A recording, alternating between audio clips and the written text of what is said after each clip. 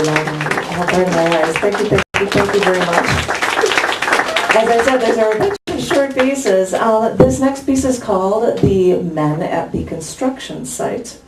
We've all seen them walking by and get these thoughts, so this is about them.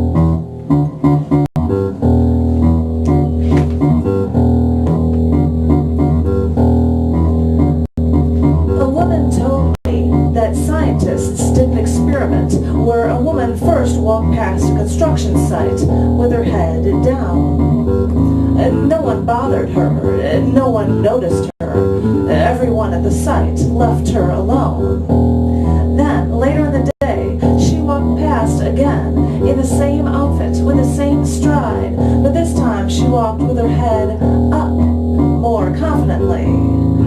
And that's when she got the calls, the whistles from the men at the construction sites.